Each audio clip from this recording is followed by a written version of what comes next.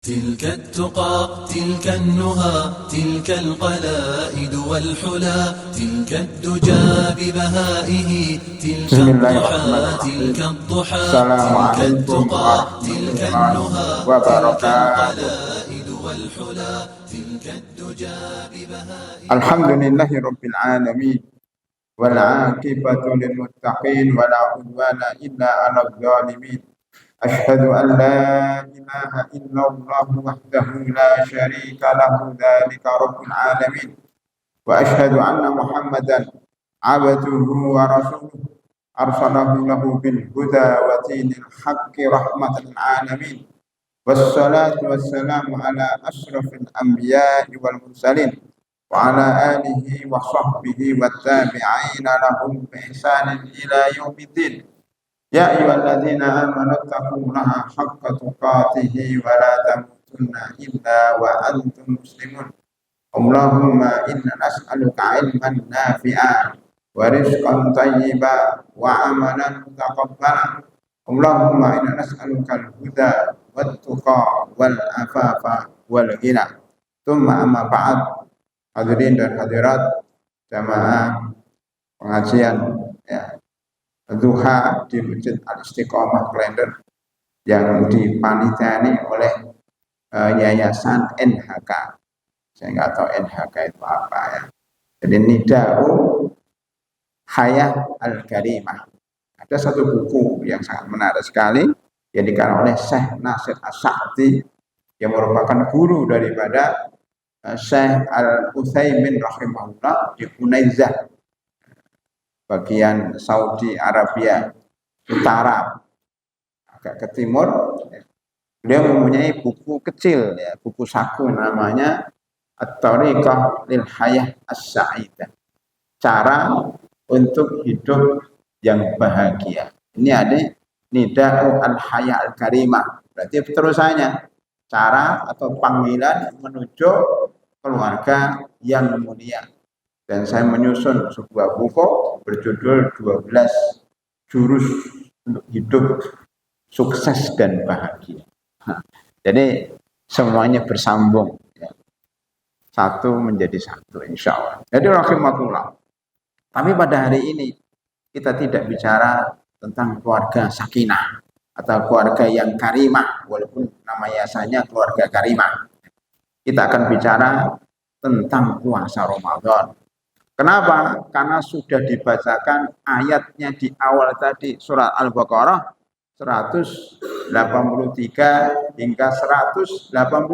Tadi kurang satu ayat. Nanggung ya. 183 sampai 186, satu ayat lagi itu.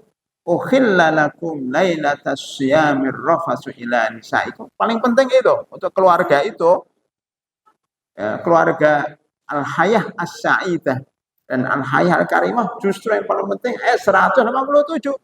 Ini gara-gara yang baca Al-Quran sudah berkeluarga belum sih? Belum. Sudah? Sudah? Nah, tapi baru ya? Perasaan ini murid dari Yaman, benar? Baru nikah. Lah itu kalau keluarga harus dibaca itu ukhilla lakum lailatas siyamir rafasu ila nisaikum. Ini paling penting bulan Ramadan untuk keluarga. Kalau nggak ada ayat ini bubar semuanya. Aduh rahimahullah. Oleh karena itu lebih praktisnya kajian pada pagi hari ini merujuk pada surat Al-Baqarah 183 hingga 187. Ini alhamdulillah sudah kita tuliskan di dalam tafsir An-Najah. Sudah ada tafsir An-Najah. Ya, sampai juz ke-12 insyaallah. Ya. Ini pada buku yang ke-6 atau tafsir ayat Al-Baqarah juz kedua. Disebutkan di situ dari ayat 183 hingga 187. A'udzubillahi minasyaitonirrajim. Bismillahirrahmanirrahim. Ya ayyuhalladzina amanu kutiba 'alaikumussyiyam kama kutiba 'alal ladzina min qablikum la'allakum tattaqun. Sebelum kita bicara bulan Ramadan, saya teringat dengan salah satu perkataan para ulama bahwa bulan itu ada 3. Syahrul Rajab, Syahrul Sya'ban dan Syahrul Ramadan. Mereka mengatakan Syahrul Rajab adalah Syahrul Zara'i dan Syahrul Sya'ban adalah Syahrul Sya'mi wa Syahrul Ramadan Syahrul Hasad. Artinya apa? Bulan Rajab, sekarang kita berada di bulan Rajab, tanggal 29 Rajab. Berarti 1 hari lagi atau 2 hari lagi kita akan masuk bulan Sya'ban. Jadi bulan Ramadan masih jauh. Tetapi kita sudah melaksanakan tarhib Ramadan. Dulu para sahabat Rasulullah SAW melaksanakan tarhib Ramadan bukan bulan Rajab, tetapi pada bulan Rabiul Awal atau Rabiul Tsani, 6 bulan sebelum datangnya bulan Ramadan. Mereka mengatakan kami dahulu menanti-nanti bulan Ramadan 6 bulan sebelumnya. Sudah mempersiapkan. Rohaba yurohibu, pakai rohaba. Banyak yang salah membaca tarhib Ramadan. Kalau pakai ha, jadi ha dengan ha hampir mirip. Bahasa Indonesia tidak punya huruf lain kecuali ha. Ha. A, B, C, D, E, F, G, H. Cuma itu aja. Jadi tarhib Ramadan. Makanya banyak yang salah membaca. Ha dengan ha hurufnya tetap ha. Padahal maknanya tarhib pakai ha. Tarhib Ramadan, bukan tarhib Ramadan. Kalau tarhib Ramadan artinya di rohaba. Itu lapang dada. Rohbun itu lapang. Jadi kalau tarhib Ramadan berarti melapangkan dada untuk menyambut bulan Ramadan. Marhaban ya Ramadan. Wahai Ramadan, selamat datang. Ya.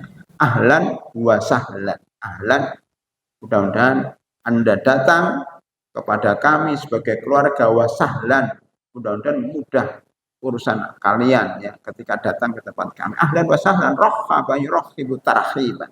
Jadi tarhib Ramadan menyambut tamu Ramadan dengan lapang dada, dengan senang hati.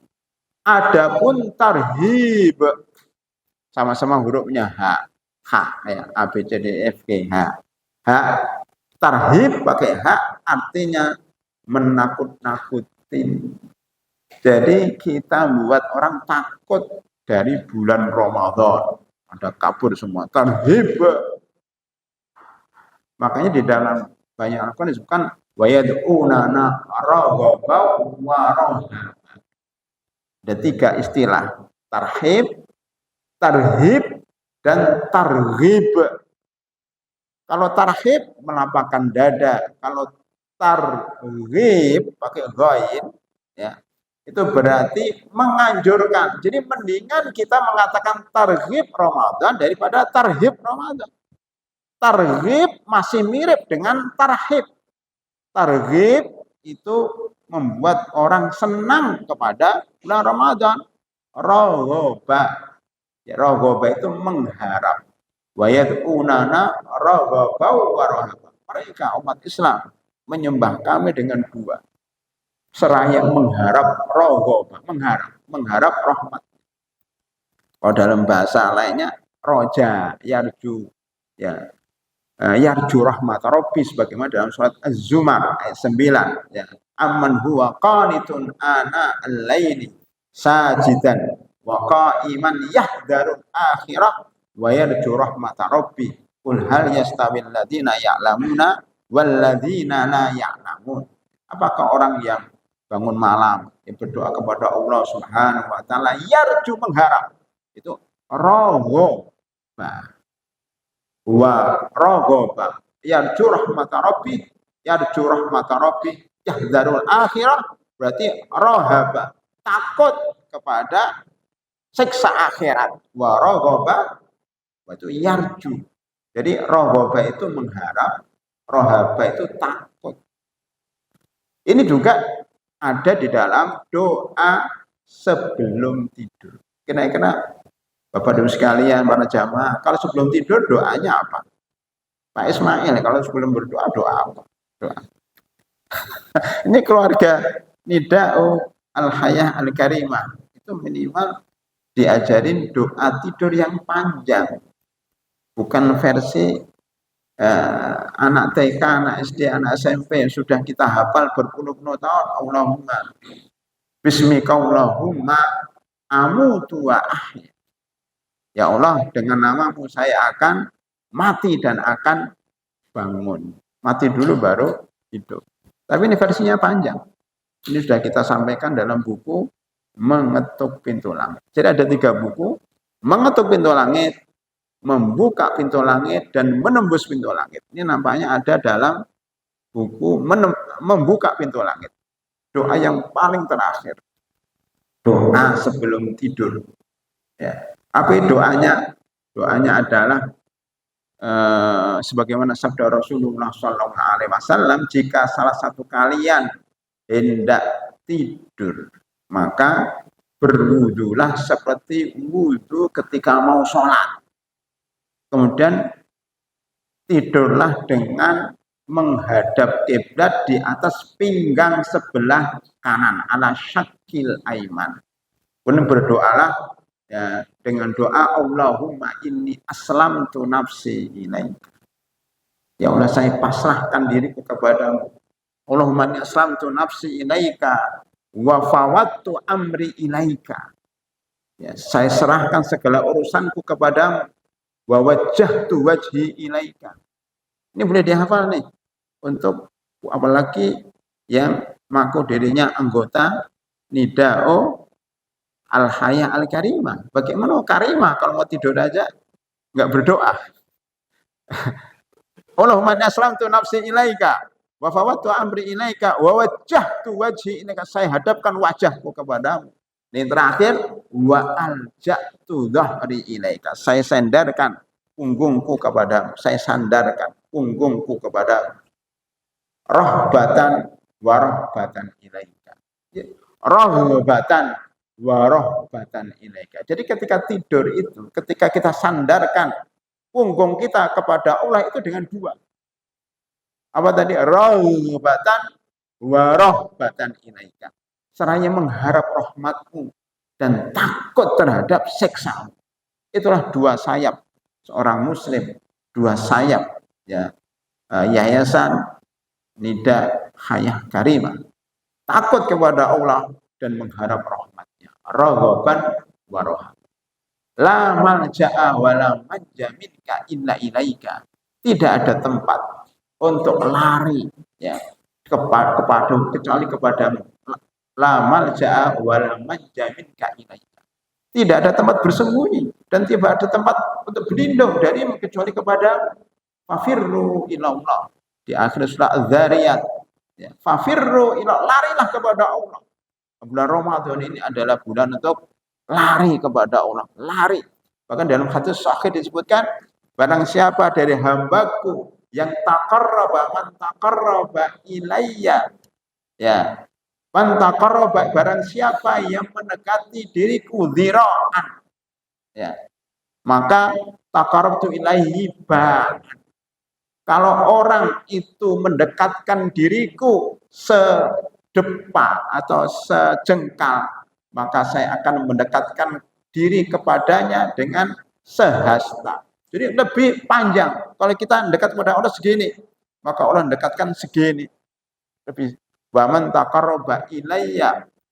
Ya, barang siapa yang datang kepada saya, ya, itu dengan berjalan masyan, maka taqarrabtu ilahi harwalatan.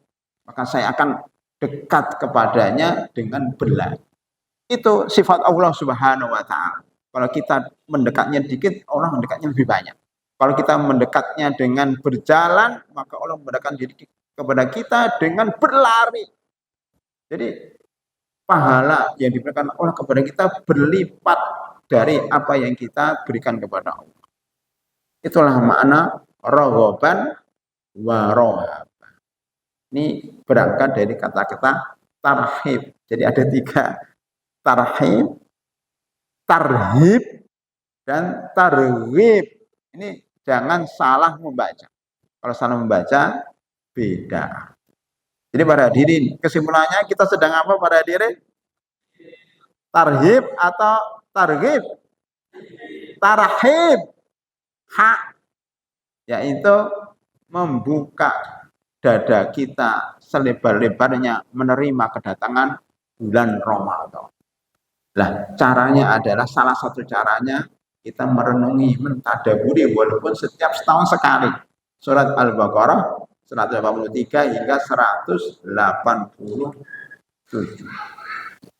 Yang bawa HP bisa dibuka itu ya. Di situs ahmadzain.com cari buku itu satu-satu itu atau pakai karya tulis ada tafsir ya, surat Al-Baqarah nanti fikih ibadah keluar isinya langsung pertama kali surat Al-Baqarah 183 sampai 187 ya, yaitu bab siam. Itu satu juz sendiri kecil ya, itu kalau dipotong-potong, tapi itu di juz 2. Aduh rahimakumullah. Allah SWT berfirman, ya ayyuhalladzina amanu kutiba alaikumus syiyam.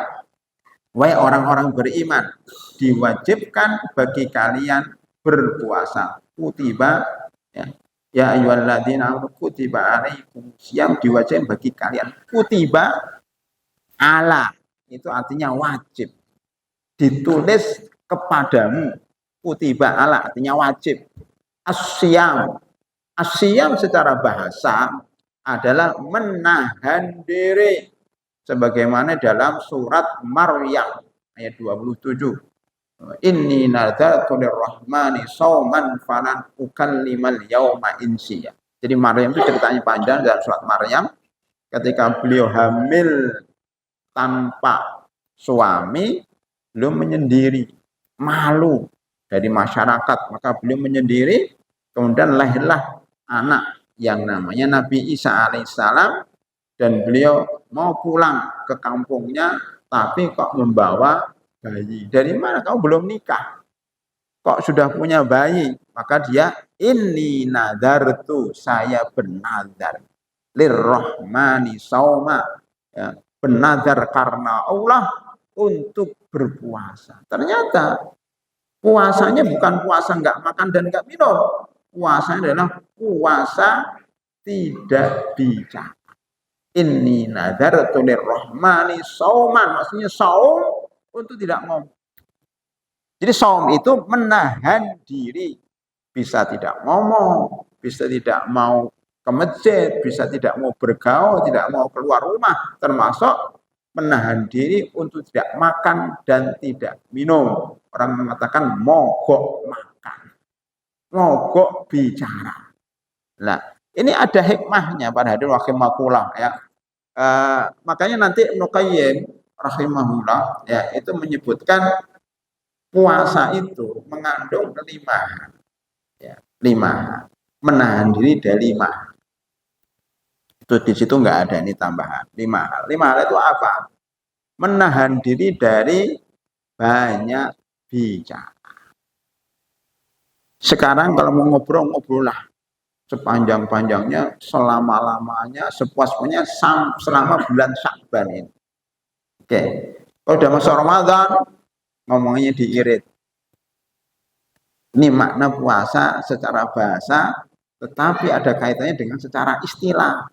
Ya kan puasa kan hanya nggak makan dan minum. Iya benar, itu fikihnya. Jadi dalam misalnya ada fikih, ada adab, ya, ada akidah. Ini masuk dalam ranah adab, etika, hukum. Di sini ada sarjana hukum enggak? Hukum positif dengan hukum syariat itu hampir mirip. Ya.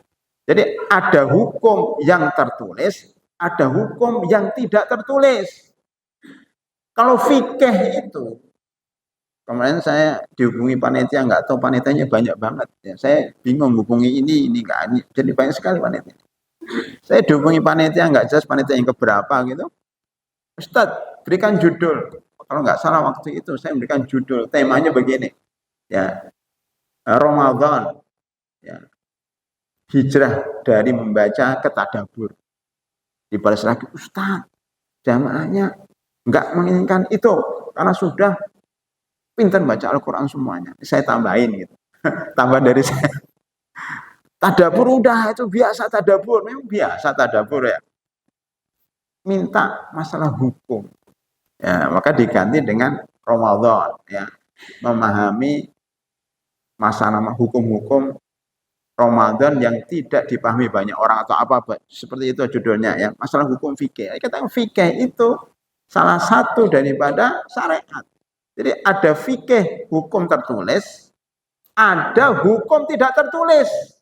Contohnya apa dalam hukum positif? Memang ada undang-undang di Indonesia larangan kencing di pinggir jalan. Ada enggak Pak Ismail? Ada enggak? Enggak ada kan? Undang-undang pasal berapa itu? Larangan kencing di pinggir jalan enggak ada. Itu undang-undang tidak tertulis, kesepakatan masyarakat. Itu bagian dari tidak adab, tidak etika, walaupun dikerjakan oleh banyak orang. Memang nggak ada hukumnya. Maka kalau kita bicara fikih saja, kering. Imam Syafi'i mengatakan kun fakihan wa sufian. Bahasa beliau atau bahasa orang dulu. Jadi orang fakih dan orang sufi, maksud di sufi itu jadilah orang yang fakih tapi tetap jiwanya bersih. Ini tazkiyatun nafas kalau istilah kita itu. Jadi orang yang fakih dan beradab. Salah satu contoh masalah fikih dan masalah etika adalah ketika orang sedang sholat berjamaah, masbuk, ya, imamnya salam, assalamualaikum warahmatullah. Fikih mengatakan rukun sholat itu yang ke-18 atau yang ke-17, pokoknya 18 adalah mengucapkan salam sekali saja, itu fikih. Kalau Anda ahli fikih, salamnya sekali aja, ngapain 2 kali? Kan hukumnya, rukunnya cuma assalamualaikum warahmatullahi, sudah. Nggak mau salam kedua, kenapa? Nggak ada itu dalam fikih. Yang fikih itu cuma salam sekali. Salam yang kedua kali itu tambahan bagi yang mau. Waalaikumsalam, assalamualaikum warahmatullahi, assalamualaikum warahmatullahi. Ini tambahan. Oh, dalam Al-Quran, faman tatawwa'a khairan fahuwa khairullah. Kalau ingin nambah silahkan. Kalau nggak nambah cukup sesuai dengan aturan. Jadi ada ketika salam yang masbuk ada 2 pendapat. Pendapat pertama menggunakan fikih saja. Maka ketika salam assalamualaikum warahmatullah, kemudian dia bangkit meneruskan sholat yang tertinggal pas imam salam pertama. Tetapi kalau yang bermadhab menggunakan madhab etika, madhab yang melihat fikih tidak tertulis, dia nunggu salam kedua, assalamualaikum warahmatullah. Jangan bergerak dulu, jangan salam dulu. Assalamualaikum warahmatullah. Barulah makmum mengikuti assalamualaikum warahmatullah. Atau yang masbuk baru berdiri melengkapi. Milih mana Pak? Milih berdiri pada saat salam pertama atau berdirinya nunggu salam kedua? Milih mana? Ya. Kenapa milih kedua? Ya, itu bukan masalah sempurnanya. Dia mengambil adabnya, mengambil etikanya, mengambil nilai-nilai pahalanya.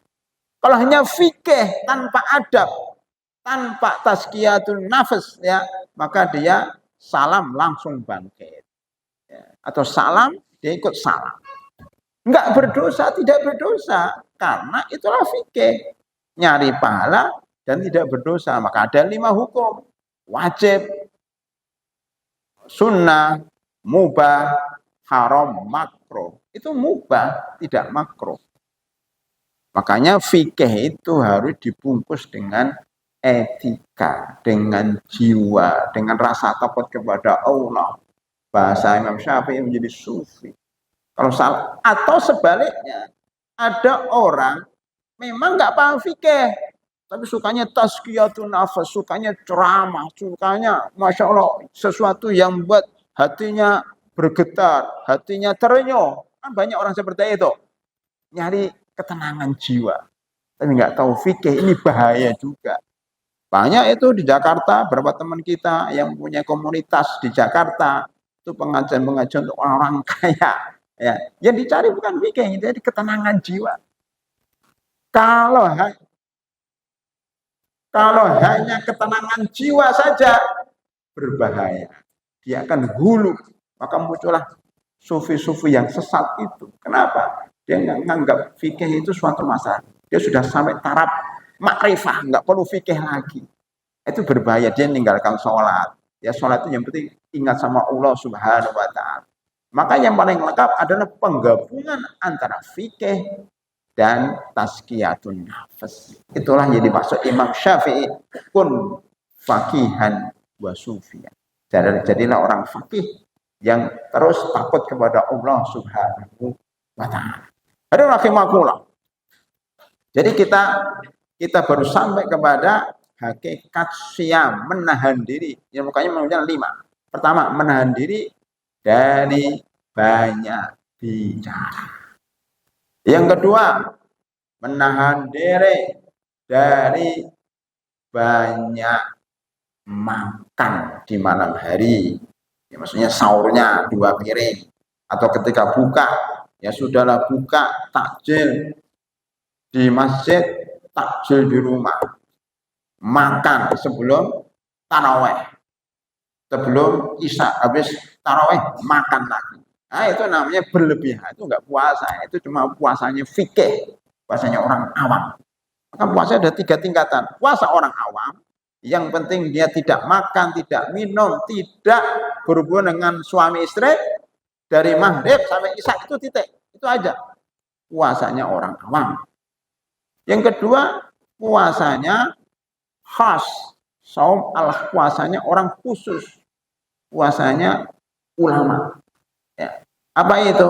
Dia tidak makan, tidak minum, tidak berhubungan dengan suami istri, tapi juga ya dia tidak bermaksiat, tidak berlebihan dalam makan dan minum. Ini lebih tinggi derajatnya. Ada yang lebih tinggi namanya khawasul khas. Ya, puasa khusus. Puasanya para nabi dan puasanya para wali. Dia tidak makan, tidak minum, tidak berhubungan, tidak bermaksiat, dan hatinya tidak mikir sesuatu yang jelek. Hatinya bersih sekali. Tidak ngerasanin, tidak ngomongin, dan hatinya selalu husnudzon kepada siapa aja. Baik hatinya. Bersih, tidak dendam. Ya. Selalu husnudzon dan seterusnya. Ini puasanya para. Kalau di kereta, di bis ada namanya kelas ekonomi. Ya. Itu kita yang hadir ini kalau bisa berubah, pindah dari kelas ekonomi ke kelas bisnis. Minimal bisnis. Yaitu puasa perutnya dan puasa hatinya. Di sana ada kelas eksekutif. Ini puasanya para wali. Ada lebih tinggi lagi, kelas super eksekutif. Puasanya para nabi. Saya pernah naik semua bentuk dan kelas bis ini. Pernah ekonomi, pernah naik kelas bisnis, nggak ada ya kalau bis ya, itu kelas kereta. Eksekutif pernah, super eksekutif pernah. Itu, super eksekutif itu berapa puluh tahun yang lalu, ketika masih suka naik bis. Itu tempat duduknya satu-satu. Satu begini. Lebih, tempatnya itu lebih besar, lebih empuk daripada tempat duduk pesawat. Lebar begini sendiri, mau tidur. Sekarang saya dengar ada tempat duduk yang tidur bahkan satu kamar. Nah itu super eksekutif. Ya, perhatian. Itu begitu. Di surga pun demikian. Surga tingkat bawah, surga tingkat tengah, surga tingkat tinggi, bahkan ada namanya surga emperan. Makanya kalau para bapak dan sekalian, para hadirin kalau ingin puasa sekedar puasa, nanti insya Allah dapat surga, tapi di emperan. Di emperan itu di luar, tidak ada AC-nya, tidak ada karpetnya, tapi di surga. Ada itu surga emperan, itu sudah dibuka dalam buku yang saya tulis banyak jalan menuju surga. Kamu buka di situ, nanti ada namanya surga emperan. Ini kita pilihan nih beribadah ini. Ya, jadi kita masih berbicara tentang makna puasa secara bahasa. Ibnu Qayyim menyebutkan orang berpuasa tingkat bisnis, tingkat eksekutif itu adalah yang tidak banyak bicara, tidak banyak makan dan minum, tidak banyak tidur. Makanya ada hadis dhaif tapi menyebar di masyarakat, puasanya tidurnya orang puasa itu berpahala. Itu hadis maudhu, bahkan tidak ada sanadnya sama sekali. Ya. Naumus shaimi ibadatun. Puasanya tidurnya orang puasa itu ibadah. Ya memang ibadah. Tapi jangan kemudian mentang-mentang ibadah dari pagi sampai sore tidur. Sebelum berbuka baru bangun. Dan ini terjadi di Timur Tengah. Saya dulu di Timur Tengah itu pengalaman seperti itu para hadirin rahimahullah. Tahu nggak kalau musim dingin gini nih, wah enak sekali untuk tidur para hadirin. Ya, karena puasa pada musim dingin itu ghanimah. Sebagian dalam beberapa asar. Di Indonesia nggak kenal musim dingin. Yang baru terasa sekarang bulan-bulan ini. Kok di Timur Tengah itu musim dingin jelas. Bulan Desember, bulan Januari itu musim dingin itu para hadirin rahimahullah. Malamnya lama, siangnya pendek. Jadi ghanimah, ya harta rampasan perang untuk orang-orang berpuasa. Enak banget itu, Pak. Karena puasanya begini, malamnya panjang, maghribnya mulainya setengah 6 sudah azan. Ya, nanti subuhnya jam 7 pagi, panjang banget ya. Jadi makannya sepuasnya, ya. Habis tarawih tadi makan lagi, masih siang itu. Ya, habis itu ngobrol ngalor itu masih siang, maksudnya belum malam. Habis itu dia tidur panjang, terbangun belum subuh juga. Sudah sholat tahajud, ngantuk tidur, bangun lagi belum subuh juga. Sahur lagi, ya tadi udah sahur jam 1, sahur lagi jam 4. Tetap aja belum subuh, bingung. Kan subuhnya jam 7. Awalnya jam 4, masih 3 jam lagi. Nah itu Pak. Jadi enak banget itu. Tidurnya nyenyak. Habis itu subuhnya jam 7. Habis subuh tidur lagi, bangun-bangun sudah zuhur. Habis zuhur, ngobrol-ngobrol asar, udah. Habis itu buka bersama. Wah, enggak terasa. Apalagi di Maroko. Maroko itu paling ujung. Tempat tenggelamnya matahari, itu benar-benar kita gelisah malam harinya.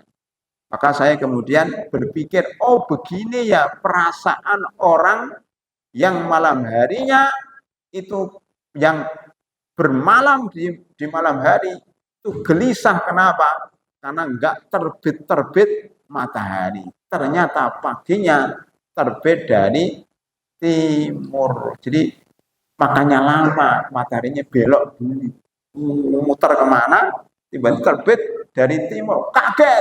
Itulah tanda kiamat. Disitulah taubat nggak diterima oleh Allah SWT, infak nggak diterima oleh Allah SWT, karena matahari sudah terbit dari arah timur. Dalam hadis disebutkan manusia pada awal harinya gelisah karena malamnya panjang banget, nggak subuh-subuh. Itu saya rasakan ketika ada di Maroko. Oh begini ya, padahal itu nggak terlalu lama malamnya daripada hari kiamat. Oh, malamnya panjang. Itu pada hari wakil serba-serbi puasa di Timur Tengah. Makanya tadi katakan jangan banyak bicara, jangan banyak makan dan minum, jangan banyak tidur, dan jangan banyak bergaul dengan manusia. Kapan? Pada bulan Ramadan. Kenapa? Karena ini adalah bulan puasa, bulan menahan diri. Yang menarik para hadirin rahimahullah, di Kalimantan Timur itu ada sebuah masjid besar ya, di daerah minyak atau apa ya, pupuk Kaltim ya, itu ada masjid besar. Bontang, Bontang. Ya. Itu ada masjid besar. Ya. Kita ke sana. Itu setiap tahun ada namanya bazar makanan nasional. Seluruh makanan dikeluarkan semuanya dari berbagai daerah.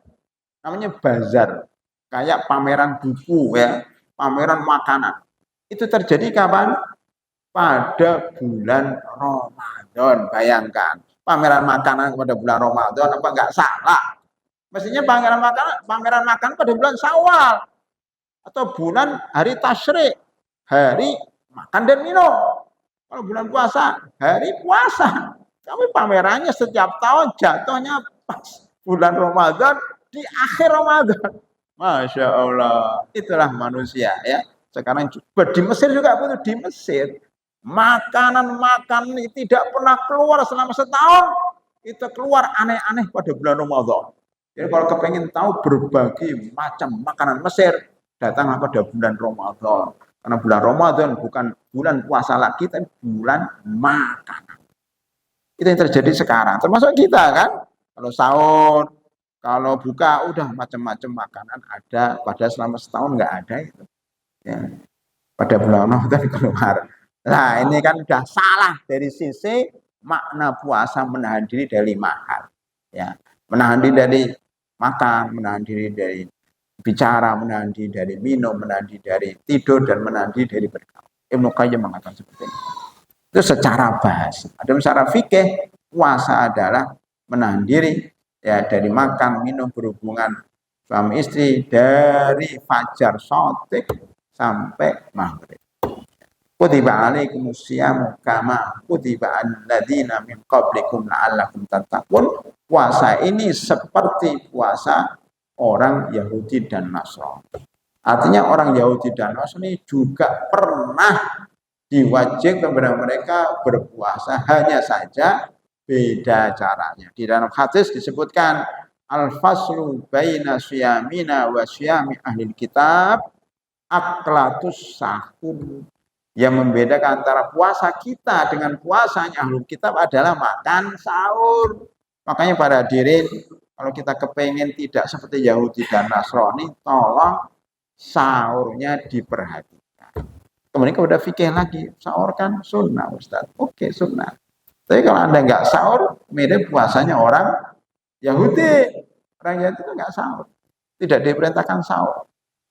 Islam datang, diperintahkan sahur. Dan sahurnya mendekati ada. Di dalam hadis Zaid disebutkan, kami sahur bersama Rasulullah Sallallahu Alaihi Wasallam.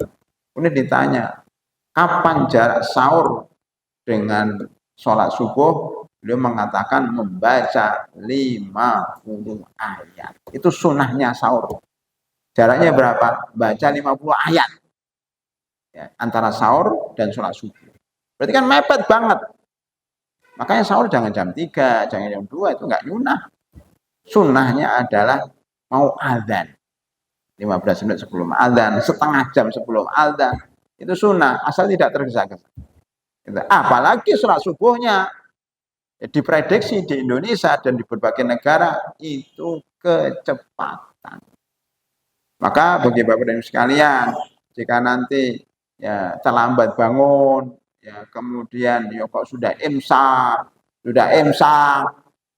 maka tetaplah makan dan minum, karena sebenarnya imsak itu artinya berhenti makan dan minum sebelum subuh. Itu menggunakan kaidah dalam fikih ma la yatimul wajibu illa bihi fahuwa wajibun. Bapak kalau berwudu, wudu itu batasannya mana? Kalau ngusap tangan itu batasannya mana? Tangan kan sampai siku-siku. Coba sekarang pakai kajian fikih, ngusap wudu dari tangan sampai siku-siku bisa nggak kira-kira? Pas sampai siku-siku. Kan nggak bisa. Pasti antum lebihkan sedikit. Siku-siku agak lebih dikit. Gitu kan? Ngusap wajah. Ngusap wajah ini nggak bisa pas-pas banget. Mesti harus nyentuh telinga dikit, nyentuh rambut dikit. Benar nggak? Benar kan? Itu namanya kaidah segala sesuatu yang tidak bisa dikerjakan kewajiban kecuali melalui itu, maka sarana itu menjadi wajib. Makanya berhenti makan sebelum azan itu wajib, walaupun batasannya pas azan. Itu sangat sulit. Kita maunya minum gitu pas azan sulit. Makanya kalau bisa berhenti sebelum azan. Ya. Yang kita minum dipaskan. Terus azan kan repot itu. Kadang-kadang kita nggak pas minum sudah azan. Makanya itulah dasar diadakannya namanya imsak. Imsak itu bid'ah atau enggak? Kalau saya tidak bid'ah.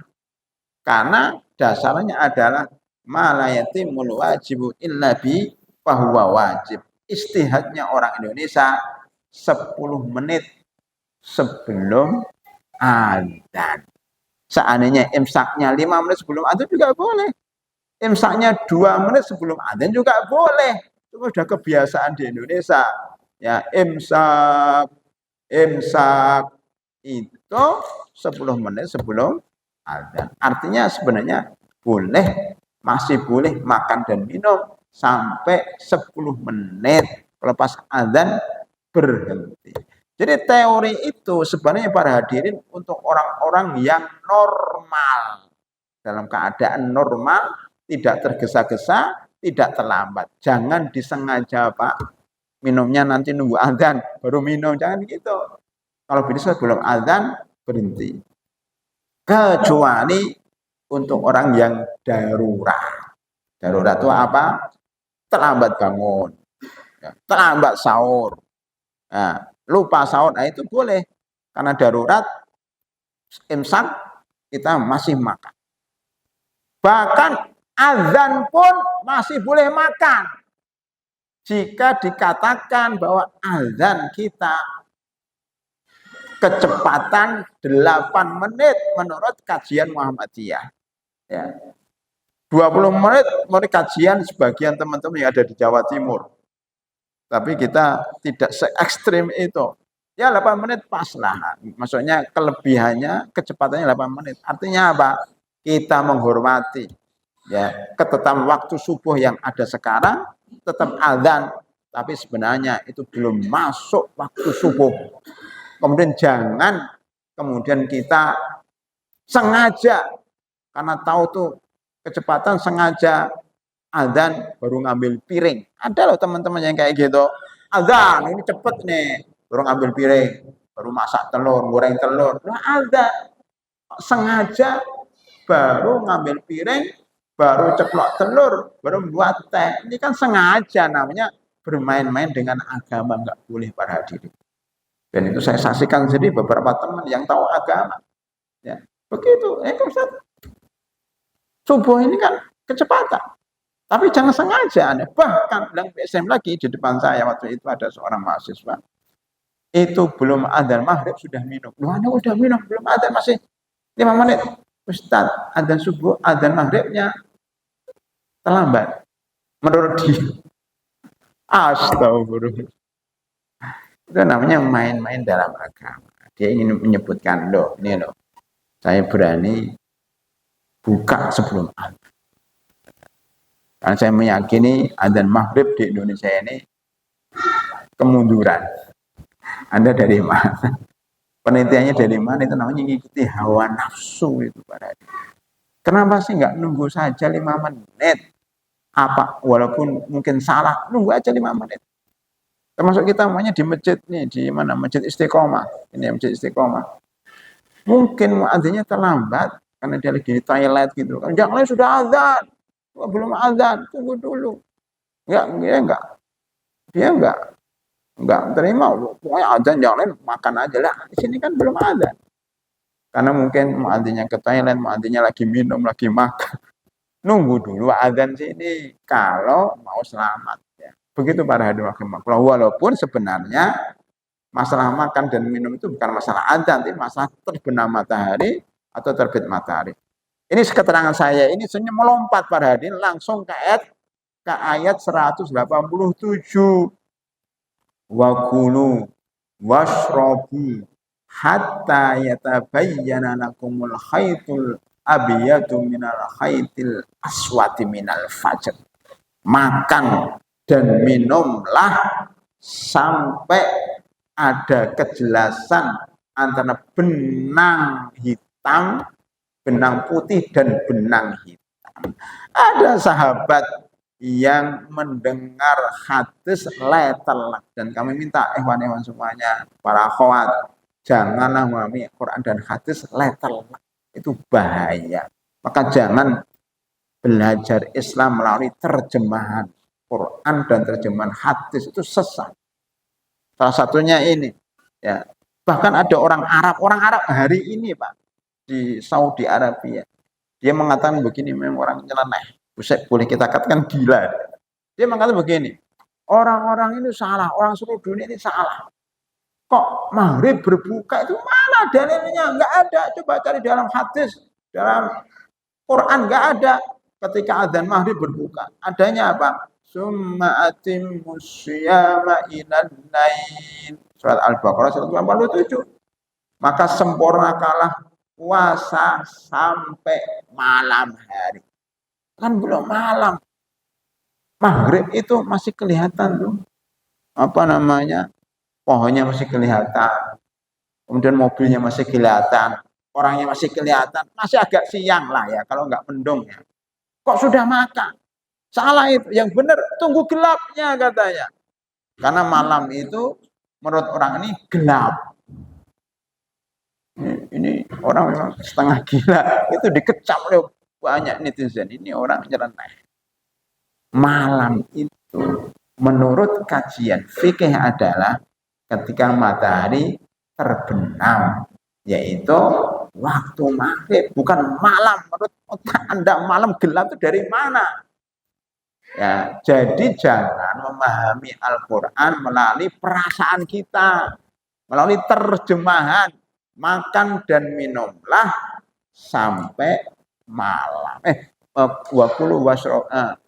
Summa atimus syiyam ilal lail, maka sempurnakan puasa sampai malam.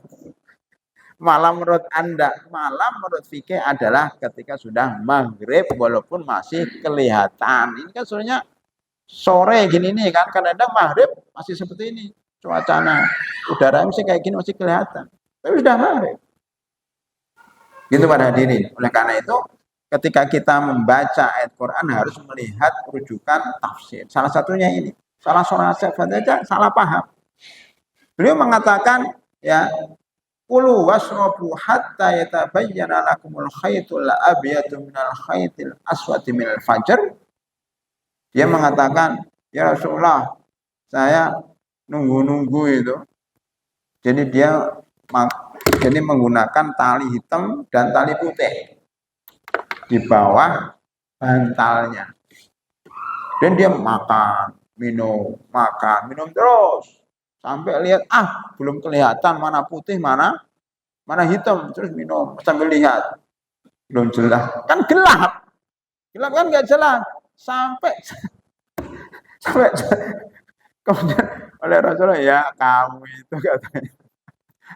Error, maksudnya bahasa kita itu loadingnya lambat.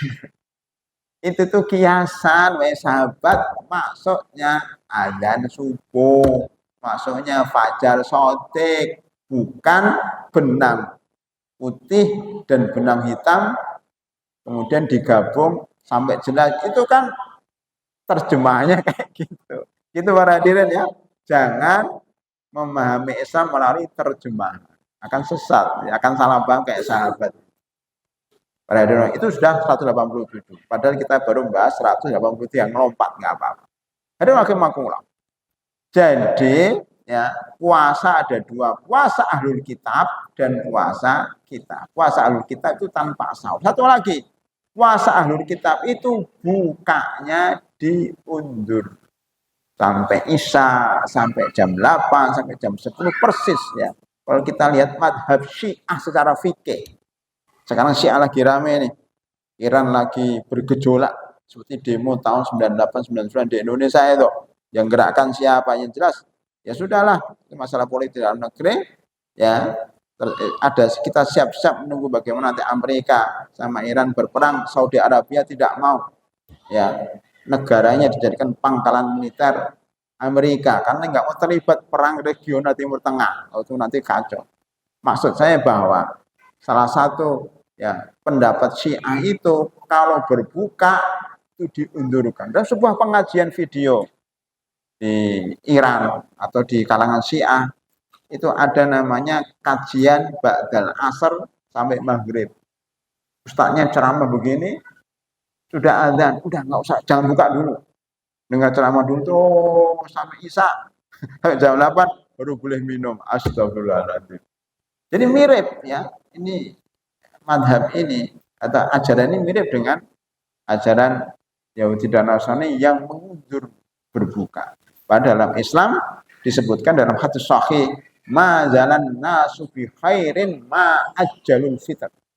Manusia itu, umat Islam itu akan jadi baik, akan tetap baik selama mereka mempercepat berbuka. Nampaknya sederhana, tapi itu akidah pada hari akhir mampu. Kalau kita mengakhirkan berbuka pada kita mampu, itu sudah menyerupai Yahudi dan Nasrani. Artinya dalam Islam jangan berlebihan. Dalam jangan menyusahkan diri sendiri. Pada Islam memberikan kemudahan. Itulah yang kemudian muncullah ayat yuridu lau bikumul yusra wala yuridu bikumul usra. Dan dalam puasa itu ada kemudahan. Kemudian ayat 184 ayyaman ma'dudat. Ini juga mengisyaratkan kemudahan dalam Islam. Kenapa Allah Subhanahu wa taala tidak mengatakan puasa selama 1 bulan penuh? Enggak.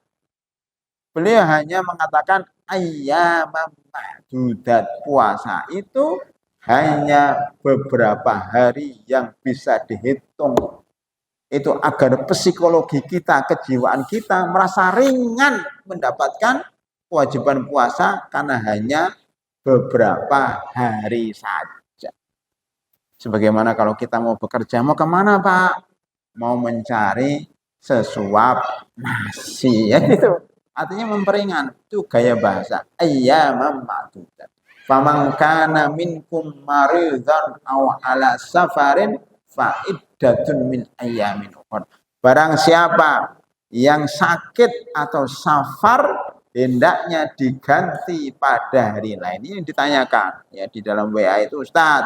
Yang belum selesai adalah bagaimana kriteria sakit itu, sakit yang boleh meninggalkan puasa itu apa? Kita katakan sakit yang boleh meninggalkan puasa adalah sakit atas rekomendasi dokter muslim bahwa sakitnya akan menyebabkan sakitnya jika puasa akan menambah sakit yang lebih parah.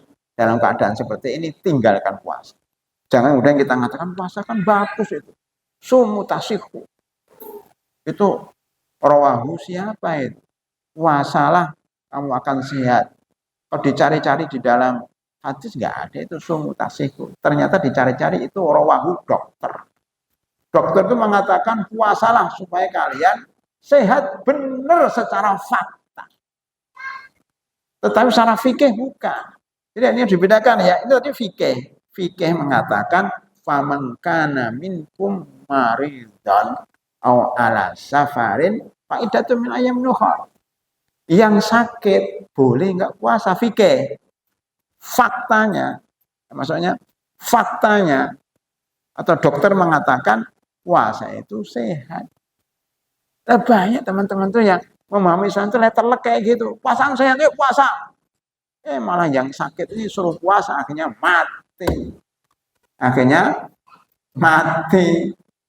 Karena puasanya menyebabkan tambah parah sakit. Kan di sana penyakit itu, makanya dalam Islam itu Pak tidak boleh berdiri sendiri fikih. Fikih ini harus berdampingan dengan ahli kedokteran. Dulu kami di MUI, Komisi Fatwa, itu kalau mengeluarkan fatwa, itu nggak main-main. Hanya ulama bukan fatwa, enggak, tergantung pada masalahnya. Saya masih ingat sekali ketika ada warga negara yang mengirim surat ya, ke MUI meminta fatwa ya, hukum mencuri listrik. Itu sampai dimusyawarahkan. Yang dimaksud mencuri itu mencuri apa? Yang dimaksud listrik itu listrik apa? Dipanggillah PLN, pusat, suruh datang ke MUI. Coba ceritakan Pak, apa yang dimaksud dengan listrik, apa yang dimaksud dengan mencuri? Diterangkan. Mencuri itu maksudnya mencuri itu mengambil aliran listrik. Sampai di fatwa itu disebutkan maksud mencuri mengambil aliran listrik. Listrik yang dimaksud bukan bolam. Yang dimaksud adalah aliran, arus, apa namanya itu istilahnya. Ya. Itu yang difatwakan. Artinya sebelum mengeluarkan fatwa menggandeng ahli dalam bidang dunia yang mau difatwakan. Berikutnya, ketika mau mengeluarkan fatwa hukum stem cell, apa itu namanya? Menyuntikkan sel ke dalam tubuh kita supaya kita lebih muda. Ya, tahu nggak Anwar Ibrahim beberapa hari yang lalu merayakan ulang tahun ke 100 tahun mantan Perdana Menteri Malaysia. 100 tahun. Di sini ada nggak 100 tahun? Nggak ada. 80 tahun aja nggak ada. Paling banter 60 sekian tahun, 70 tahun saya lihat nggak ada. Tapi sebenarnya awet muda dan umur panjang bukan semata-mata itu. Karena memang pola hidupnya sehari-hari sehat. Gitu. Bahkan sekarang muncul, ya kalau ibu-ibu ya mempunyai anak, ari-arinya itu sekarang ada bank ari-ari. Jadi tidak dipendam di tanah, disimpan di bank, ya, milik anak fulan. Ya. Kemudian nanti kalau kita besar, ibu-ibu khususnya, ambil lagi tuh ari-ari waktu kecil itu. Ya, nanti diambil disuntikkan di pipi ibu, di tangan ibu, nanti jadi remaja lagi kayak bayi lagi. Nah, itu sudah ada itu bank semacam itu. Silahkan dicari. Maksud saya bahwa tadi cerita apa sih sampai Anwar Ibrahim? Bukan, awet muda itu macam apa? Fatwa, maksudnya fatwa ulama itu harus menggandeng ahli di bidang itu. Kalau dikatakan sakit yang mana yang bisa bisa meringankan nggak puasa, sakit yang direkomendasikan oleh dokter bahwa sakit itu akan membuat, ya, maksudnya sakit itu kalau berpuasa akan puasanya menambah sakitnya. Itu harus begitu para hadirin, nggak semata-mata saya sakit kok saya nggak puasa, nggak bisa kayak gitu. Sekarang ini santriwati di tempat kami ya, rumah tahfidz Umatul Mukminin, itu kalau haid, ini ibu ya, itu bilang sakit, nggak masuk. Kenapa? Haid. Memang benar Bu, setiap haid itu mesti sakit, sehingga boleh nggak masuk sekolah. Ini kan parah. Menurut dia, saya haid, saya sakit. Ustaz nggak bisa seperti itu. Maka harus ada dokter, oh ini haidnya parah. Boleh izin nggak masuk sekolah. Sekarang enggak, karena nggak ada dokter. Setiap yang haid mengatakan, saya haid, saya nggak bisa sekolah. Akhirnya bolos. Itu juga mau ngekop juga susah, karena memang haid benar. Makanya nanti harus ada rekomendasi dokter bahwa haidnya memang mengenai dia dari sekolah. Kalau nggak begitu nanti repot itu Pak. Ya, dalam masalah-masalah fikih yang lainnya. Ketika berhubungan dengan suami istri, ketika puasa dan seterusnya, maka harus diteliti oleh dokter. Ada rahimakumullah. Itu sakit yang menghalangi orang berpuasa. Kalau cuma sakit gigi, sakit pilek, sakit panu, sakit cantangan, sakit gatal, oh saya sakit, berarti boleh nggak puasa, nggak benar itu. Cantangannya di mana? Kan di kaki. Apa hubungannya dengan puasa? Kan gitu. Itu para hadirin. Maka famangkana maridon, untuk memahami marid ini aja pembahasannya panjang. Mamangkana minkum maridan aw ala safarin. Lihat di sini gaya bahasa Arab. Ya. Jika seseorang itu di antara kalian ada yang sakit, cukup mengatakan maridon. Tapi ketika safar, ala safarin. Bukan safiron atau safiron gitu. Tapi ala safarin. Apa bedanya, Dok? Ala safar itu menggunakan ismiyah, bukan menggunakan kata kerja. Ala. Artinya apa? Orang berada dalam keadaan safar. Berarti naik kendaraan, naik pesawat, naik kereta, ala safarin. Makanya safar itu apa? Perbedaan pendapat juga para ulama. Safar itu kayak apa? Rujukannya pada ahli fikih, bukan kepada ahli yang lainnya. Safar itu ada dua pendapat besar. Pendapat pertama mengatakan safar itu ukurannya jarak perjalanan kira-kira 80 sampai 85 km. Itu disebut dengan safar. Siapa saja yang melakukan perjalanan dengan jarak 80 km dianggap dia musafir dan boleh tidak berpuasa. Walaupun naik kereta, Ustaz, walaupun naik kereta, walaupun naik pesawat, walaupun mobilnya ber-AC, walaupun mobilnya ber-AC. Setiap orang yang melakukan perjalanan 80 km dianggap musafir. Tidak dilihat rinciannya. Dia capek, dia nggak capek, mobilnya nyaman atau nggak nyaman, nggak ada urusan fikih itu. Karena kalau begitu ribet banget, Pak. Sebenarnya safar itu tidak meringankan untuk tidak berpuasa. Yang meringankan orang tidak berpuasa dan mengkosor sholat itu sebenarnya rasa capek. Rasa capek, penat, pusing karena melakukan perjalanan. Masalahnya pusing, capek, penat, ya itu nggak ada ukurannya. Fikih itu harus ada ukuran jelas, terukur. Itu Pak ya. Karena ini terukur, tidak meninggalkan begitu saja, tidak dibiarkan begitu saja kacau, tapi ada ukurannya. Kalau ahli fikih mengatakan kalau capek boleh berbuka, kalau nggak capek nggak boleh berbuka. Terus ukurannya apa? Masing-masing karena mengatakan saya capek. Ya, capek dia dengan capek dia beda. Makanya ketika sama-sama musafir, yang satu muntah, yang satu nggak muntah. Terus yang muntah boleh berbuka, yang nggak muntah nggak, kan kacau Pak. Makanya sudah, daripada nggak ada ukuran yang jelas, maka kita perjelas ukurannya dengan jarak. Itu mudah. Makanya dibolehkan. Naik pesawat boleh, tidak berpuasa. Bukan masalah capeknya, masalah safar. Itu satu Pak ya. Pendapat kedua, ini kurang populer, tapi membingungkan juga. Salah satu pendapat yang disampaikan oleh Ibnu Taimiyah. Apa itu safar? Safar itu merujuk kepada urf, kepada kebiasaan masyarakat setempat. Nah, ini bingung juga masalah urf ini, bingung. Kenapa bingung? Karena tidak ada ukurannya. Masing-masing daerah berbeda satu dengan yang lainnya. Contoh masalah urf. Itu merujuk kepada 5 kaidah fikih yang kelima. Al-adatu muhakkamatun.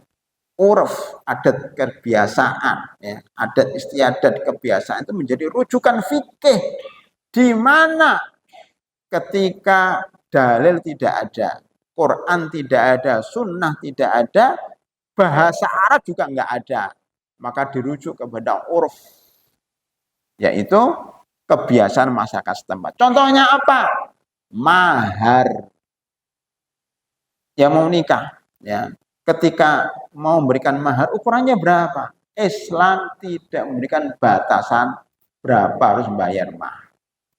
Islam juga tidak memberikan batasan berapa harus memberikan nafkah kepada istrinya tiap bulan. Mau tiap bulan, mau tiap hari, mau tiap pekan, mau tiap tahun, itu terserah. Jumlahnya juga terserah. Dikembalikan kepada kebiasaan masyarakat setempat. Maka sekarang ada ukurannya. Di Aceh, kalau perempuan di Aceh itu sekian. Ada itu ya. Mahar tertinggi di Indonesia itu di mana? Ini di Aceh. Itu di Kalimantan Timur, daerah Banjar. paling murah mungkin di Jawa, di kampung-kampung itu. Apalagi dia Muslim, ya, anggota Nida Karimah, Nida Hayatun Karimah NHK, itu maharnya murah. Paling ya maharnya cuma mushaf sama sajadah. Alat perangkat sholat, coba lihat pernikahan mahar, ya, sajadah, mushaf sama alat perangkat sholat, itu aja. Itu kan tergantung kebiasaan. Maka ketika orang Mesir tahu, orang Indonesia ditanya, seorang profesor saya, buta dia, tapi cerdas dia. Ya Ahmad, kalau mahar di Indonesia itu berapa? Saya katakan terus terang, mahar di Indonesia itu, ya, yang tahu agama itu cuma mushaf sama sajadah. Dia kaget, masa? Kalau gitu saya carikan 4 langsung, 4 istri langsung maksudnya. Astagfirullah, astagfirullah. Karena mahal di sana mahal, Pak. Di Mesir itu mahal. Di Mesir itu banyak bujang lapuk. Ya, bujang-bujang yang lapuk 30 tahun, 40 tahun itu tidak menikah. Bukan karena nggak mau nikah, belum punya uang. S1, S2 itu banyak nggak nikah. Kenapa? Nggak punya modal untuk bahar, untuk menikah itu nggak ada.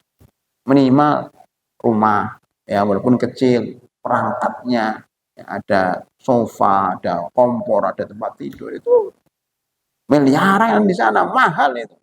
Banyak yang nganggur. Makanya itu membuat kerusakan banyak, pemborosan dan sebagainya gara-gara itu. Walaupun negara Islam, walaupun banyak ulamanya, tapi tidak bisa lepas dari kebiasaan. Itu repotnya. Maka kita kembali kepada fikih, kebiasaan itu menjadi rujukan fikih. Mahar diserahkan kepada kebiasaan, ya. Kemudian nafkah diserahkan kepada kebiasaan. Termasuk haid, berapa hari diserahkan kepada kebiasaan. Nah, termasuk safar ini Imam Ibnu Taimiyah. Safar itu kalau masyarakat mengatakan itu safar, maka dianggap safar. Kalau masyarakat setempat nggak mengatakan safar, ya nggak safar walaupun jaraknya 100 kilo. Contoh. Saya punya teman yang kerjanya di BUMN Jakarta, itu banyak Telkom, ya, Garuda di sono di mana? Tangerang, ya. PLN dan sebagainya banyak Jakarta. Itu kebanyakan pegawainya dari Bekasi, dari Bogor, dari Depok, paling jauh Bogor, Tangerang, sana. Jaraknya kalau ke kantor mungkin 80 km dari kampungnya ke kantor. Nah, dia tiap hari ke kantor, ya naik kereta, ya, kemudian turun di Gambir, naik ojek sampai. Itu safar atau tidak? Kalau kita menggunakan madzhab Ibnu Taimiyah bukan safar, dia itu ngantor. Tiap hari bolak-balik. Masa nggak puasa selama Ramadan? Gara-gara dalilnya saya safar udah 80 km. Enggak. Itu ngantor. Karena safar itu harus bawa koper. Ya kan, kalau safar kan bawa ransel, bawa koper. Itu minimal. Makanya kalau orang mau kemana kan bawa barang banyak, mau kemana, mau safar. Orang maklum mau bawa koper. Lah safar kok cuma bawa HP 1, safar kemana? Ya. Bawa HP 1 sama baju putih kayak gini, safar kemana? Ke tempat kerja. Ya bukan safar itu namanya, ke kantor. Walaupun jaraknya mungkin 80 km. Nah, makanya kita kepengen safar ini gabung antara madhab jumhur dengan madhab Taimiyah, ya. Yaitu 80 km tapi bawa barang. Ya. Jangan 80 itu bawa barang ke kantor tadi, bawa barang benar-benar safar mudik. Mau nginep di tempat itu, ke puncak umpamanya 3 hari, 4 hari. Itu safar. Bukan ke kantor, kantor ini bukan safar. Begitu para hadirin ya. Faman kana minkum maridun aw ala safarin fa'iddatun min ayyamin ukhra. Ya. Wa 'alal ladzina yutiqunahu, sudah jam 11.37, sudah habis waktunya, baru 1 ayat. Kita lanjutkan tahun depan berarti ya. Kita buka tanya jawab ya. Khawatir nanti masuk zuhur-zuhurnya walaupun jam 12 lebih ya. Mungkin kita lebarkan, luaskan ini lewat tanya jawab ya. Kita masuk pada ayat 184 wa 'alal ladzina yutiqunahu fidyatun ta'amu miskin. Orang-orang yang merasa berat berpuasa maka bayar fidyah. Fidyah ini termasuk ditanyakan, Ustaz, panitia ya kepengen mengetahui tentang batasan fidyah. Saya jawab dulu, anggap saja ini pertanyaan saya wakili ya. Ustaz, bagaimana batasan fidyah? Sudah masuk tanya jawab. Pertanyaan pertama saya. Apa batasan fidyah? Yang lain jawabkan dulu. Ya. Fidyah itu adalah batasannya makanan. Fidyah itu ta'amu miskin. Fidyah itu berupa makanan. Menurut mayoritas ulama. Madhab Abu Hanifah mengatakan boleh uang seharga makanan. Yang fanatik sama madhabnya uang nggak sah. Kalau gitu fanatik. Termasuk sekarang zakat pakai uang nggak sah. Nanti kapok kalau sampai ada uang digital. Bingung sendiri dia. Jadi memang Islam itu mengikuti perkembangan zaman ya. Ya, saya termasuk yang ikut yang madhab Hanifah boleh pakai uang, boleh ditransfer, boleh pakai kris, boleh pakai apalah, boleh sekarang makanan berapa? Ukuran fikihnya adalah setengah sok, setengah sok itu apa? Satu sok itu 4 mud, 4 mud, 1 mud itu 1 sedekapan tangan laki-laki. Kalau Anda mengambil beras set itu 1 mud, 4 kali begini itu 1 sok, yaitu besaran zakat fitri 1 sok. Kemudian kalau diukur kilonya, liternya 2, liter atau 3 kilo kan begitu. Maka 1 sok ini tinggal dibagi 4. Sekitar jatuhnya 600 gram. Jadi 1 kilo kurang 400 gram. Enggak sampai 1 kilo. Itu 1 sok. Ada yang bermadzhab 1 sok, ada yang bermadzhab setengah sok. Seperempat sok, ada yang mengatakan setengah sok. Kalau setengah sok berarti sekitar 1,5 kilo beras mentah. Tapi kalau kita kepengen lebih mudah lagi, boleh makanan yang matang. Para ulama mengatakan sekali makan, bukan 3 kali makan. 3 kali makan cuma di Indonesia pada hari rahimahullah. Dari mana itu dapat makan sehari 3 kali? Dari mana itu sejarahnya? Saya waktu itu kemana ke daerah Jawa Barat berapa puluh tahun yang lalu, 20 tahun yang lalu. Saya ikut daurah begitu. Diberi makan cuma 3 kali, jam 9 sampai jam 5, lapar terus. Jam 7 mana makanan pagi, nggak ada nasi uduk, nggak ada apa-apa. Di sini Ustadz mohon maaf, masyarakat terbiasa makan cuma 2 kali, itu masih di Indonesia loh tuh. Jam 9, udah lapar banget itu. Ini makan pagi sekaligus siang. Habis itu makan malamnya jam 5. Dan itu nyunah. Memang makan itu jam 5 sebelum maghrib. Habis itu nggak makan sampai pagi. Apalagi di Arab. Di Arab tuh makan cuma sekali siang aja. Pagi nggak makan, namanya sarapan. Maksudnya nggak pakai nasi. Ya pakai nasi 3 kali kita kan. Nasi uduk, ya. Kemudian nasi pecel, nasi goreng. Pagi nasi uduk, siang nasi pecel, malam nasi goreng, nasi semuanya. Kalau di Arab masih cuma sekali. Pagi pakai roti itu, malamnya paling juga roti, ya ringan. Dan itu sesuai dengan sunnah, sesuai dengan kesehatan. Kita makanya nggak sehat-sehat itu rata-rata karena makan 3 kali. Oleh karena itu, fidyah itu jangan pakai ukuran Indonesia, pakai ke ukuran umum, sekali makan. Makanya sekali makan nanti lapar Ustaz. Oleh karena itu ada ayat berikutnya, faman tatawwa khairan fahuwa khairullah. Kalau ingin nambah nggak apa-apa, memang sekali. Sekali berapa kalau di warung Padang? Apa tuh ukuran warteg atau wardang, warung Padang. Ya. Itu 25.000. Oh, udah banyak itu, ada nasinya, ada lauknya, ada sayurnya. 25. Kan cuma makan siang, maka tambah, berilah 50.000. Faman tatawwa khairan fahuwa khairullah. Jadi beli nasi 50.000. untuk pagi, siang, dan malam. Ini pemberiannya sekali aja, dianggap itu sekali. Jadi sunnahnya atau fikihnya minimal sekali. Mau 3 kali itu tambahan silahkan. Ya, ukuran minimalnya 30.000, mau 100.000 itu lebih baik. Itu dalam fikih gitu, Pak. Zakat juga gitu, 2,5% itu minimalis. Kalau ingin nambah ya 3%, 5% itu lebih baik. Itu kaidah fikih. Ini pertanyaan yang pertama. Silakan pertanyaan kedua siapa? Kalau nggak ada saya nanya lagi ya. Silakan. Ibu-ibu disiapkan pertanyaannya.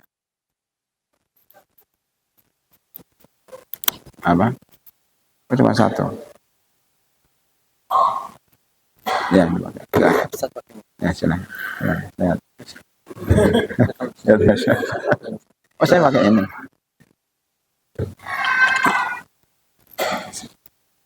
Atau gini aja. Saya gini aja. Oh gitu. Nah. Tes 1, 2, 3 tes.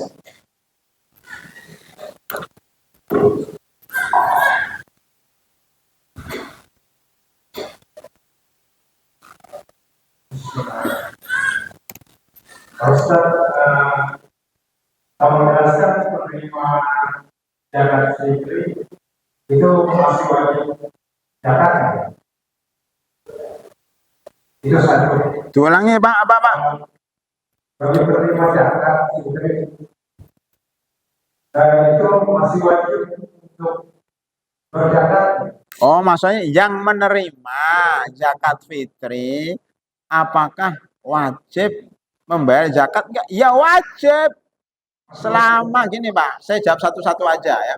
Selama Bapak ya mampu makan, masih ada beras enggak di rumah, masih ada sisa, berarti dia wajib zakat. Memang di Indonesia ini menarik Pak, orang yang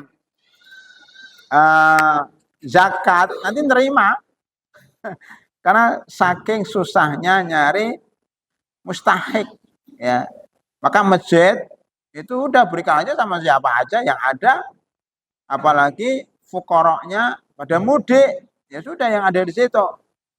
Nah, maka boleh muzaki mendapatkan juga zakat jika memang nggak ada yang lain, karena diukur. Jadi gini ya, kemiskinan itu relatif ya. Miskin itu sesuai dengan keadaan. Miskinnya orang Swiss berbeda dengan miskinnya orang Indonesia, miskinnya orang kota berbeda dengan miskinnya orang kampung. Ya mungkin dalam kompleks itu ya, karena nggak menemukan orang miskin lagi, ya sudah Anda mendapatkan zakat yang antum bayarkan. Itu insya Allah masih boleh ya, kalau memang masjid sudah nyari orang miskin nggak dapat dan waktunya sudah mepet. Yang kedua apa? Yang kedua, mengenai puasa kecil itu batasan diterima puasa. Coba saya kurang ini banyak suara. Apa? Ulangi lagi.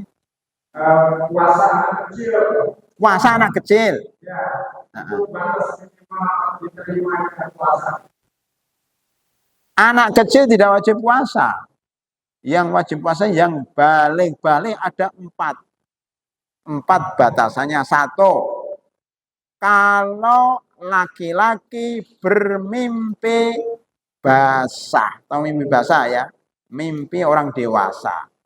Ketika bangun celananya basah, bukan karena kencing, basah ya karena mimpi itu. Beda, baunya bukan amis, bukan pesing, tapi amis. Nah, itu berarti dia sudah balik. 1. 2, bagi perempuan sudah haid. 3, keluar tumbuh rambut di sekitar kemaluan. Itu ada namanya Atiyah, anak orang Yahudi, Bani Quraidah. Ketika itu dikumpulkan di depan benteng mereka oleh para sahabat. Ya. Bani Quraidah itu Yahudi yang berkhianat dalam perang Ahzab, bersengkongkol dengan orang musyrik untuk membunuh orang Islam. Ketika umat Islam menang dengan angin yang dikirim oleh Allah Subhanahu wa taala itu, maka Rasulullah menuju mengepung benteng Bani Quraidah dan menjejerkan seluruh laki-laki dewasa di depan benteng. Orangnya tinggi-tinggi tapi masih anak-anak. Yang laki-laki yang sudah jelas dewasa dipenggal lehernya. Yang anak kecil yang masih bayi-bayi dipisahkan. Tinggal yang remaja yang nanggung. Ini sudah balik atau belum? Gitu kan? Gimana cara masa ditanya mimpin repot. Kalau gitu supaya mudah, lotrokkan celana mereka. Lotrokkan tahu. Di apa? Dipelorotin celana mereka. Masih remaja anak SMP itu. Wah, kelihatan di situ yang punya bulu dan yang punya bulu. Atiyah mengatakan orang Yahudi sudah masuk Islam, saya dulu termasuk yang dilepaskan celananya nggak ada bulunya. Maka saya ditaruh bersama anak-anak. Sedang teman saya ada bulunya, dipenggal lehernya. Begitu Pak. Itu dalam Islam. Jadi kalau ada bulunya dianggap sudah balik. Kalau belum ada bulunya dianggap anak kecil, puasanya belum diterima. Nah, dia cerita zaman dahulu namanya Atiyah Al-Quradi. Itu ya. Yang keempat berumur 15 tahun. Ada yang mengatakan 9 tahun. Ya. Sebagian orang mengatakan 15 tahun karena ini usia universal. Jadi dimanapun 15 tahun itu sudah balik.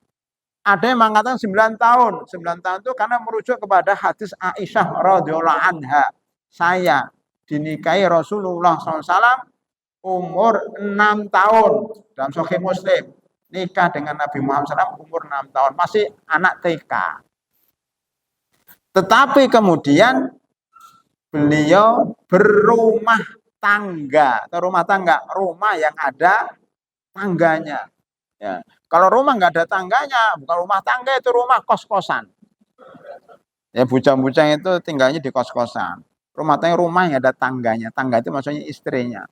Makanya berumah tangga dengan saya umur 9 tahun. 9 tahun itu dikatakan Aisyah sudah haid. Jadi sebenarnya rujukannya bukan 9 tahun, itu haidnya. Waktu itu orang Arab cepat dewasa. 9 tahun sudah besar-besar. Itu Pak ya. Balik itu 4 tandanya. Cukup 2 ya. Itu ada lagi. Ada yang mau nanya, pegang baik, silakan.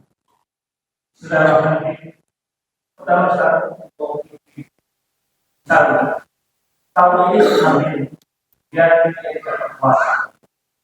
Kemudian tahun depan menyusui, dia tidak bisa berpuasa lagi. Dan belum selesai menyusui, hamil kembali sehingga tidak bisa puasa kembali. Terus hamilnya berapa kali atau puasanya gimana? Baik. Dia harus membayar fidyah. Ya.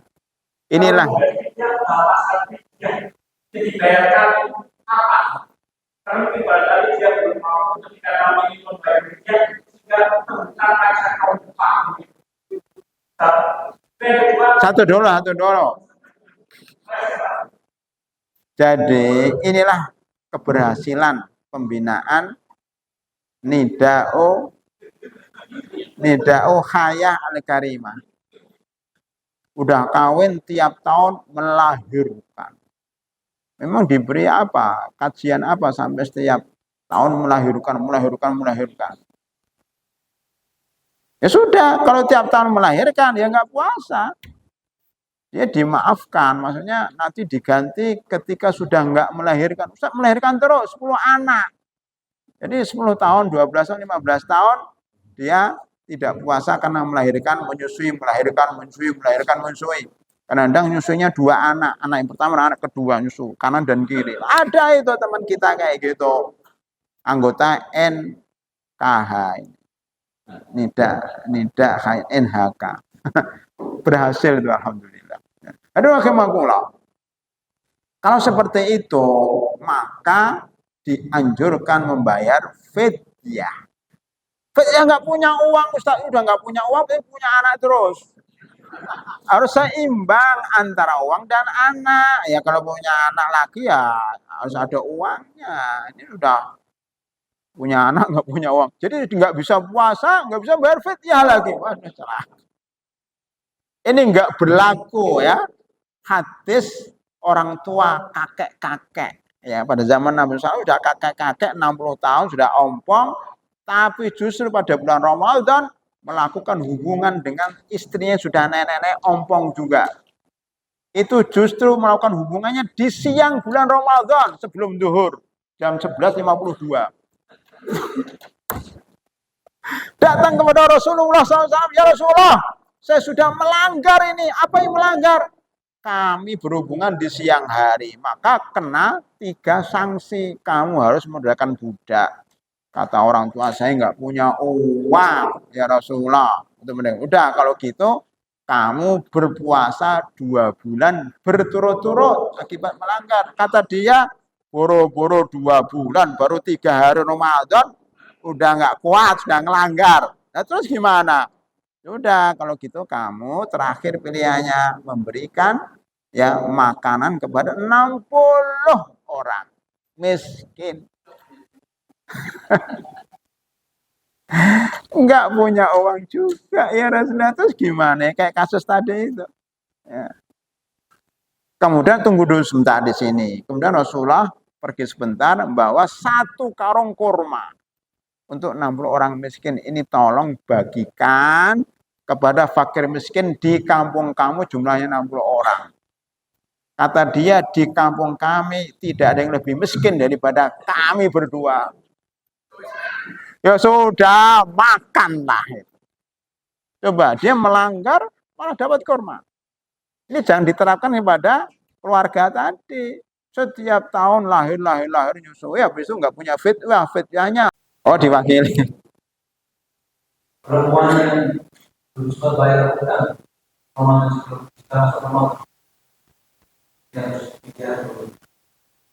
belum sempat bayar, sudah datang Ramadan lagi nih, sudah masuk Sa'ban ya. Pada orang yang punya utang puasa itu harus segera. Wasari'u ila magfiratin min rabbikum wa jannatin 'arduhas samawati wal ardu bersegera. Masa diundur-undur, bahkan yang sangat miris itu dia nggak sempat membayar utang tapi sempat puasa Syawal. Ibu-ibu jangan puasa Syawal.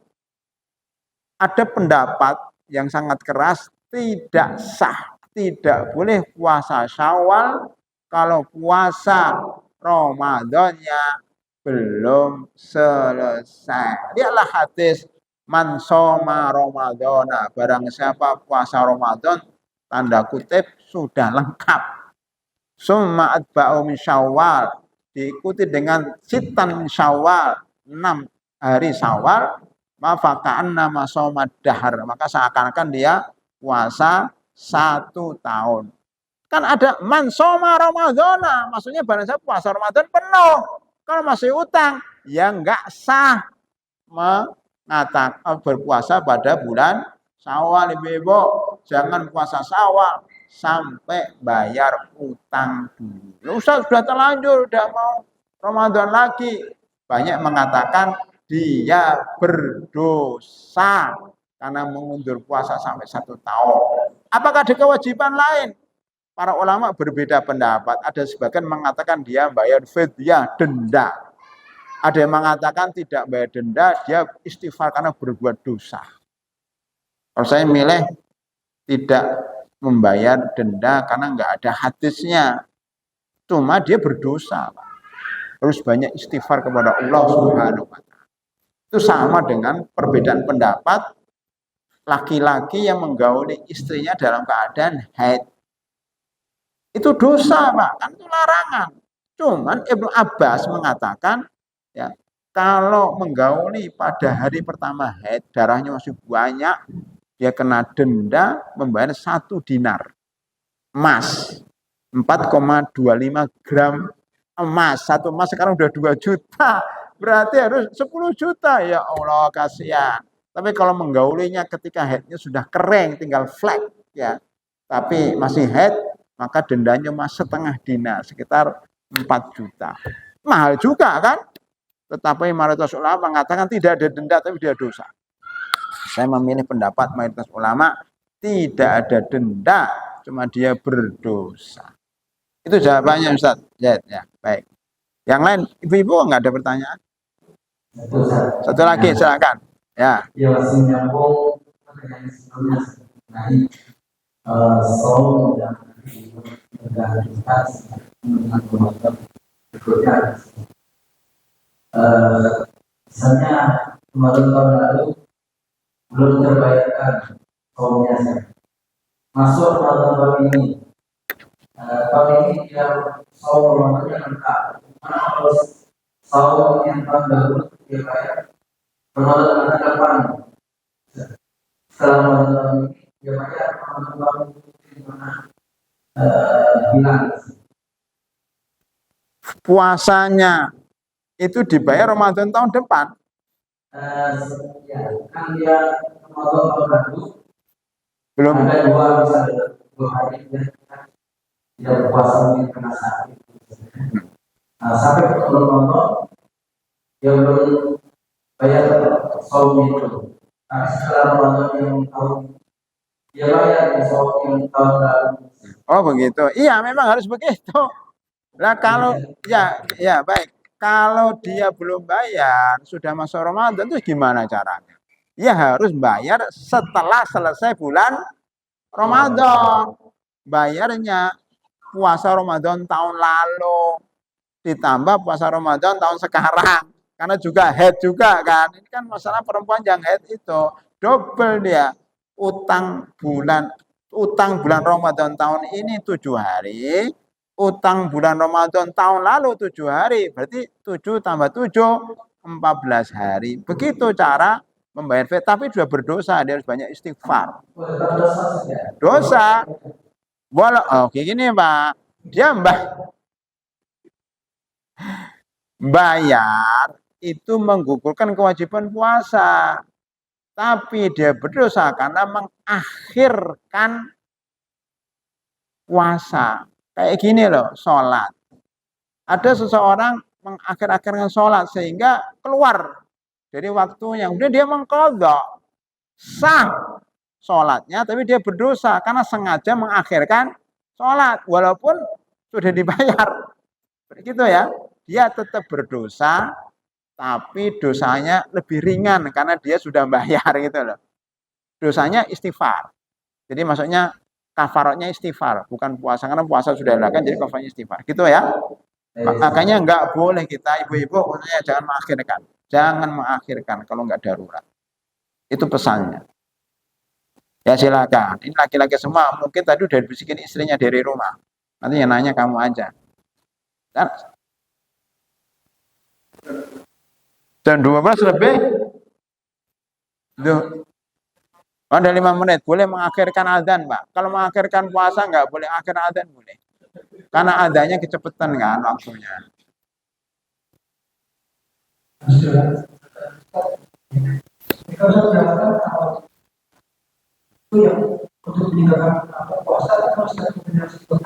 Ya.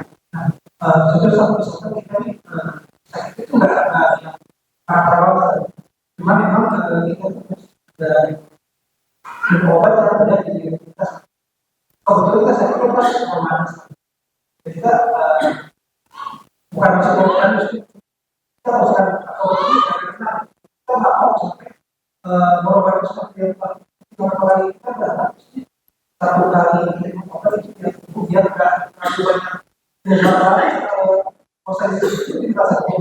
Ya, jadi gini, untuk minum obat, berarti Bapak kan sudah ke dokter. Kalau sudah minum obat dan obatnya diminum 3 kali sehari gitu ya?